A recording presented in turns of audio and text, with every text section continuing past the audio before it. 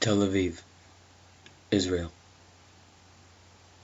Jürgen Warmbrunn has a passion for Ethiopian food, which is our reason for meeting at a falasha restaurant. With his bright pink skin and white, unruly eyebrows that matched his Einstein hair, he might be mistaken for a crazed scientist or college professor. He is neither, although never acknowledging which Israeli intelligence service he was, and possibly still is, employed by. He openly admits that at one point he could be called a spy.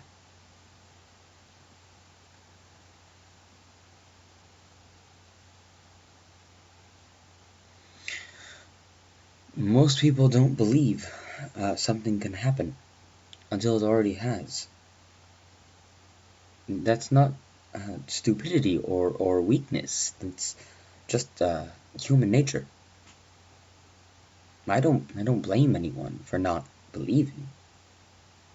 I don't claim to be any smarter or better than them. I guess what it really comes down to is the randomness of birth. I happen to be born into a group of people who live in constant fear of extinction.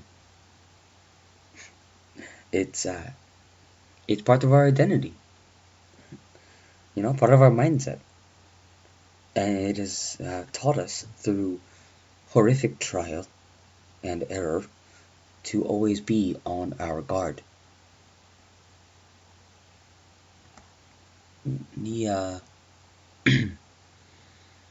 The first warning I had of the plague was from our friends and customers over in Taiwan. They were complaining about our new software decryption program. Apparently it was failing to decode some emails from PRC sources, or at least decoding them so poorly that the text was unintelligible. I suspected the problem might not be in the software, but in the translated messages themselves, the mainland Reds. I guess they weren't the Reds anymore, but what do you want from an old man? The Reds had a nasty habit of using too many different computers from too many different generations and countries. And before I suggested this theory to Taipei, I thought it might be good idea to review the scrambled messages myself. I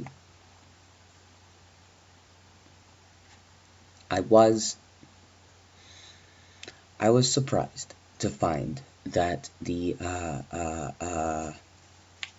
characters themselves were perfectly decoded, but the text itself, it all had to do with a new viral outbreak that first eliminated its victim, then reanimated his corpse into some kind of homicidal berserker.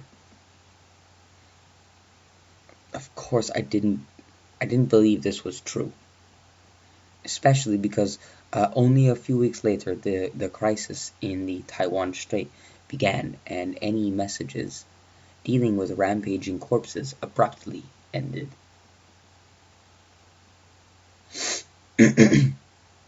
I suspected a second layer of encryption, a code within a code. That was pretty standard procedure. Going back to the first days of human communication, of course the Reds didn't mean actual dead bodies.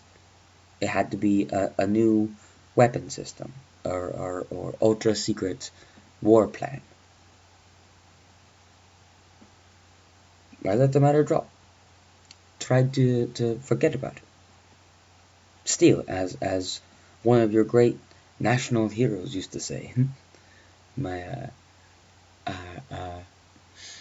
mm, mm, mm, my, my spider sense was tingling. Not, not long afterward, at the reception for my daughter's wedding, I found myself speaking to one of my son-in-law's professors from Hebrew University.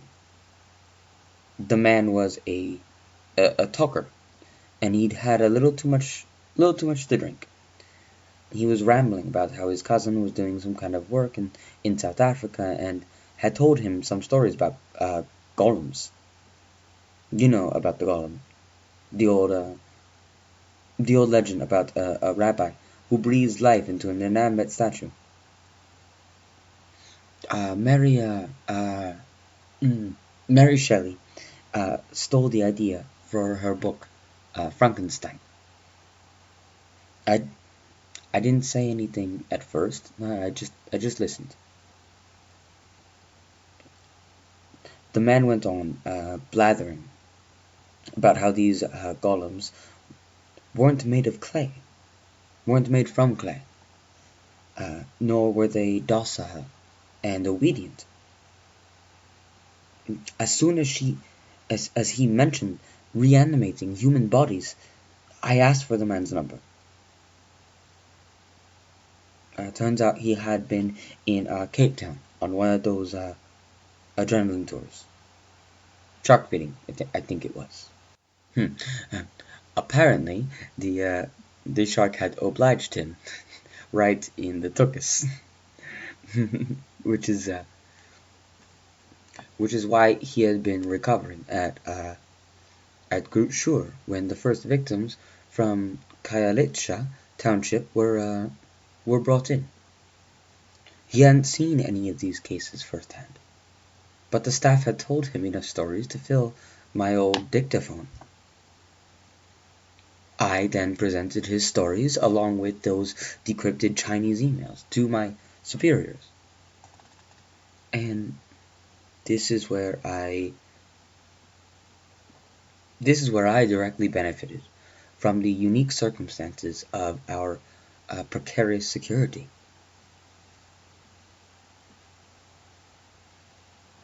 In October of 1973, when the Arab sneak attack almost drove us into the Mediterranean, we had all the intelligence in front of us, all the warning signs, and we had simply dropped the ball. We never considered the possibility of an all-out coordinated conventional assault from several nations, certainly not in our holiest of holidays. Call it stagnation, call it rigidity, call it an unforgivable herd mentality. Imagine a group of people all staring at writing on the wall, everyone congratulating one another on reading the words correctly. But behind the group is a mirror whose images show the writing's true message. And no one looks at the mirror. No one thinks it's necessary. Well, after almost allowing the Arabs to finish what Hitler started, we realized that not only was that mirror image necessary, but it must forever be our national policy. And so from 1973 onward, if 9 intelligence analysts came to the same conclusion, it was the duty of the 10th to disagree. No matter how unlikely or far-fetched a possibility might be, one must always dig deeper. If a neighbor's nuclear power plant might be used to make weapons-grade plutonium, you dig. If a dictator was rumored to be building a cannon so big it could fire anthrax shells across whole countries, you dig. And if there was even the slightest chance that dead bodies were being reanimated as ravenous killing machines, you dig and you dig until you strike the absolute truth. And that is what I did. I dug. At first, it wasn't easy with China out of the picture. The The Taiwan crisis put an end to any intelligence gathering. I was left with very few sources of information. A lot of it was chaff, especially on the internet. Zombies from space and Area 51. What is your country's fetish for Area 51 anyway?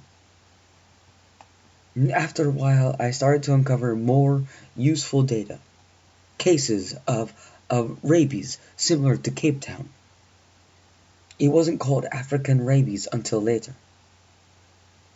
I uncovered the psychological evaluations of some Canadian mountain troops recently returned from Kyrgyzstan. I found the blog records of a Brazilian nurse who told her friends all about the murder of a heart surgeon. The majority of my information came from the World Health Organization.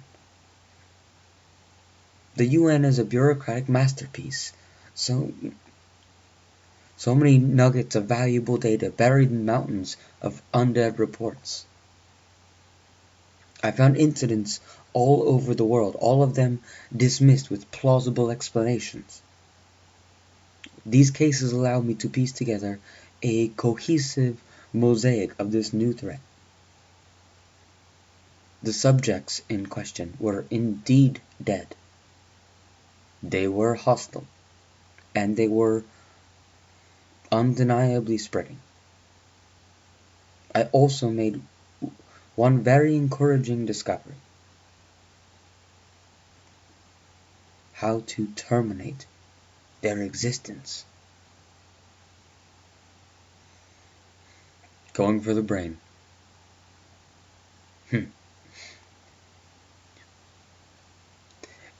We talk about it today as if it's some feat of magic, like holy water or a silver bullet. But why wouldn't destruction of the brain be the only way to annihilate these creatures? Isn't it the only way to annihilate us as well? You mean human beings? Isn't that all we are? Just a brain, kept alive by a complex and vulnerable machine we call the body. The brain cannot survive if just one part of the machine is destroyed, or even deprived of such necessities as food or oxygen. This is the only measurable difference between us and the undead. Their brains do not require a support system to survive, so it is necessary to attack the organ itself. A simple solution. I should mention in my report, at this point, for context, his right hand is in the shape of a gun, and he rises it to touch his temple. That's what he means by simple solution. But only if we recognize the problem. Given how quickly the plague was spreading, I thought it might be prudent to seek confirmation from foreign intelligence circles. Paul Knight had been a friend of mine for a long time, going all the way back to Entebbe. The idea to use a double of Amin's black Mercedes, that was him. Paul had retired from government service right before his agency's reforms and gone to work for a private consulting firm in Bethesda, Maryland. When I visited him at his home, I was shocked to find that not only had he been working on the very same project on his own time, of course, but that his file was almost as thick and heavy as mine. We sat up the whole night reading each other's findings. Neither of us spoke. I don't think we were even conscious of each other, the world around us, anything except the words before our eyes. We finished almost at the same time, just as the sky began to lighten in the east. Paul turned the last page, then looked at me and said very matter-of-factly, "This is pretty bad, huh?" I nodded, and so did he, and then followed up with,